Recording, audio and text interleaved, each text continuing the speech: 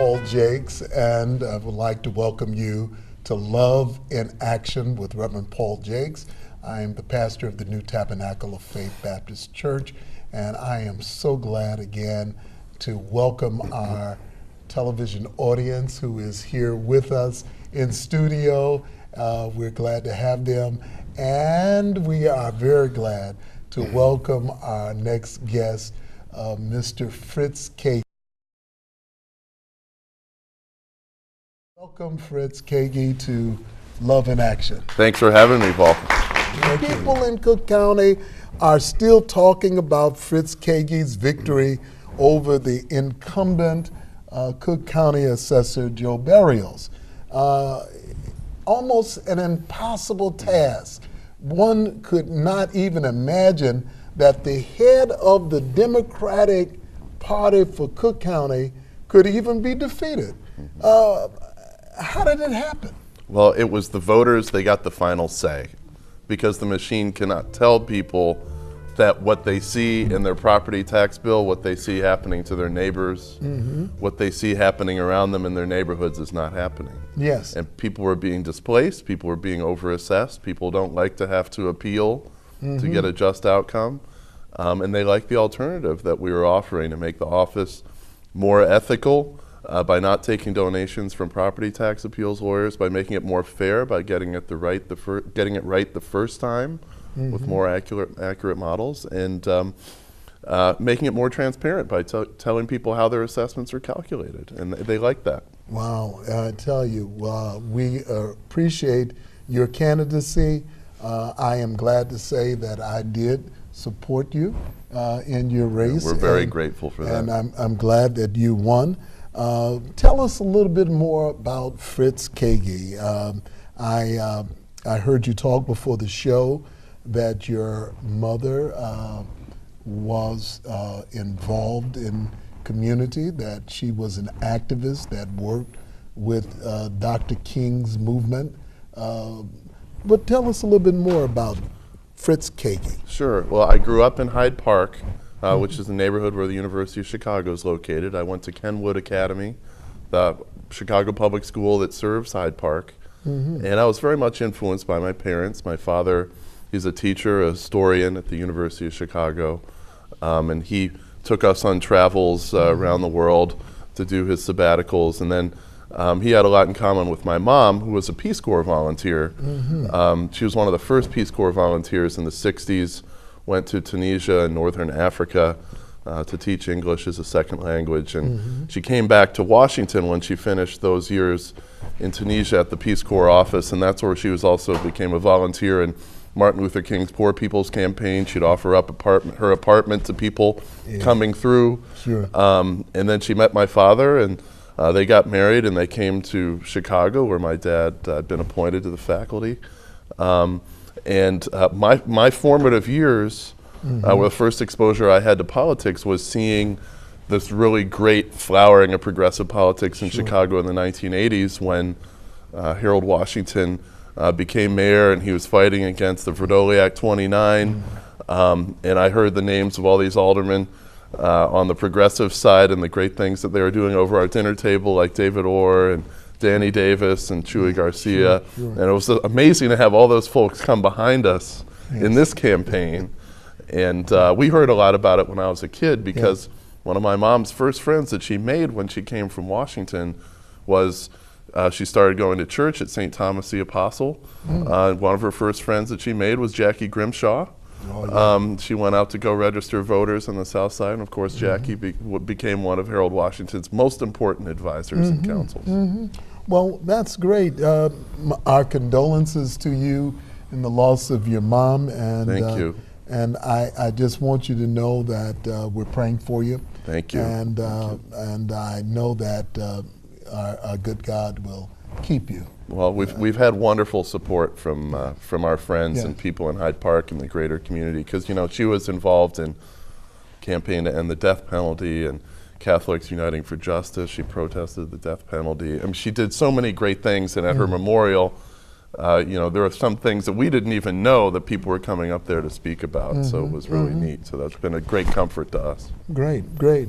Well, Now let me ask you, now that you are soon, and you know I can be a little prophetic, to become the Cook County Assessor, will there be any administrative changes? Will your office be transparent? How can we expect your office to help the elderly and the poor? Well, yes, all of these things. One of the things I didn't get to tell you about my background is I was a portfolio manager of a mutual fund. Mutual fund is a financial vehicle that takes the savings of people saving through their IRAs and 401ks and 529s, and then we went out to value companies around the world, including real estate companies, and we were stewards over those assets, over the people who entrusted their money to us. And this is the kind of background that I thought would be great when I started to run, and that we intend to bring, where we want to bring more modern and accurate methods of valuing properties into this office, to use more robust statistical methods so we can be more accurate. We also want to make it more transparent. You know, when I was running our mutual funds, we had to show our monthly holdings to the world, and it was a good tonic, because whenever you bought something, you couldn't keep it secret from the investors or the rest of the public. People would ask you about it. And I think that's what we should do with the assessor's office, that we have to know that all this work that we're doing, that just like you do in school, you should show your work so that it's open to criticism when it comes to uniformity, fairness, that you're not showing favoritism or giving special privileges to certain people or neighborhoods. And we think transparency will be a very important way to make the system more fair, because this will force consistency on this office. Right now, they don't tell you how the assessments are calculated, and they basically say, yeah, it's probably wrong, you should appeal. But what that means is that to get a just outcome, you have to hire a lawyer who probably gave money to the assessor's campaign, and you have to navigate, you know, this world of figuring out, you know, who can get you the best deal. And we think, as citizens of this county, people have a right to expect this work to be done the first time without having to hire someone, because if the onus is put on the homeowner, the property owner, to get someone to advocate for them to get an appeal, that disadvantages people who are not in a position to do that, who don't feel comfortable navigating a system like that, who don't have the time or the money to do that. So we are dead set on getting this accurate the first time for homeowners. So will that have some efforts in Springfield? So will you be trying to change laws to automatically give senior citizens a fair road to exemptions? Well, there are some things that we want to do in Springfield. The thing that's most exciting about our office is that all the really big changes we want to bring in terms of making it transparent, making it more ethical by bringing in new ethics rules and changing the models to make it more accurate. We don't need Springfield for that. Oh, you can do some of those? We can do all of that on our own. Now, there are some things that would be great for homeowners, for communities, if we could get these laws passed in Springfield. The very first one would be automatic renewal of the seniors exemption.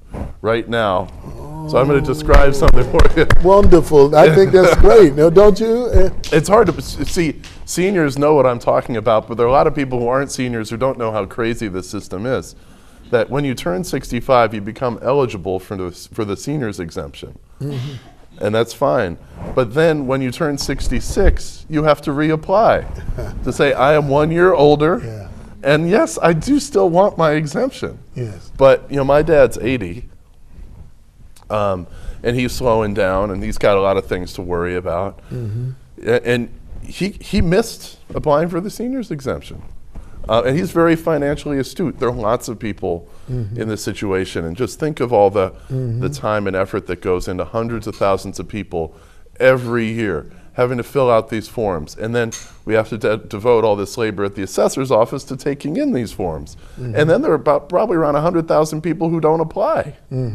So a lot of people are missing out. If we had automatic enrollment, automatic renewal, that problem would be solved. All that effort would be solved. People would get their exemptions, because in the 20th century, or in the 21st century, it is within the capability of the human race for the clerk's office, which knows if you're alive, for their computer to talk to the assessor's office computer to say, when this person dies, they have to, apply for the seniors exemption again, because that's the excuse that they provide for why you have to reapply every year. Wow. Ladies and gentlemen, the mic is open for you for statements. Do you think this is a good idea? Go to the mic and give your thoughts, because I tell you, this sounds like something that can be very helpful. Anyone? All right. Y'all can line up. Hello. Hi. I think that's an excellent idea, because my dad will be 85 this month, and I've been preparing the forms for his senior exemption every single year because he doesn't handle his paperwork anymore, and it has been a challenge to remind myself to get his paperwork and fill it out. And I was wondering why you had to do it every year, and I thought it was because they wanted to make sure you were still alive and you had to fill it out. But you're saying it's not necessary for them to need that. That's the excuse that they have for. They only changed the law a few years ago to make people apply every year, and their excuse was that, people are dying and still keeping their exemption on. But I think we need to have higher expectations of our government, because part of Cook County government does know if you're alive or not, because they have the death certificates. So they need to talk to each other so that, And so, my mom just died, and a week after she died, Medicare sent a letter saying that, we've informed the providers of your medical subscriptions that your mother has, that Louise Kaegi has died. And so, the data is out there. Other people are using this. We can definitely use this data to make the lives of all of our seniors and caregivers much better, so that we can do other great things with our time. Yes. All right, got it. Thank you very much for your question, Aretha Tatum. Yes. Come on, Ms. Adams. Thank you. I would like to ask, is it possible for seniors that miss the year, is it possible for them to go back years to apply for that exemption if they missed last year before last? Is it possible for them to go back? To go back retrospectively, I think they can. I think you can do that, because with some exemptions, like the homeowner's exemption, you can look back several years if you missed it and get it returned to you. So I believe that's the case, but we'll look it up, because when I go to these seminars, I don't hear them talking about that a lot. So it might be different with the seniors exemption, but it should be, because most other exemptions you can file a certificate of error for different years and then get it. Thank you. Okay, thanks. Well, I tell you, we've had a great information, great education. Your presence and you in that office is going to make a big difference. I am hoping that more people will look into your, I don't know if it's still candidacy. Are you still a candidate, or are you? Well, yeah. I'm a candidate. I'm the Democratic nominee, and if any Republican wants to sign up to go up against us, they're welcome to. I wouldn't if I was them. We kind of like it. We kind of like to be talking about it more on the trail. But we're hard at work right now on planning to go into office in December. Identifying good people. Is there a transition team? There is a transition team. We're very proud of it, of the people who are on it, because we know the civil service employees of the assessor's office want to be professionally led. They take great pride in the work and experience that they have, and we're going to bring in good people who are deserving, who will provide them with good leadership. And we know we have a lot of hopes riding on this. This is a very important issue. We have over $2 billion in the last couple of years that have been transferred out of the south and west sides unnecessarily because of overassessment. So it is an emergency that we very much keenly feel that it must be urgently addressed with the best talent possible. Well, we need that. We need your help. And this is Reverend Paul Jakes with Love in Action. We thank you so much for tuning in. Fritz Kaegi, our guest, let's welcome him and thank him again for being with us. We appreciate you so very much. Thanks, Reverend. Thanks, and I wish everybody. we had more time, but this has been great. Okay. Thank you very much. Thank you for having me on. Oh, yeah, Appreciate glad it. to be a part.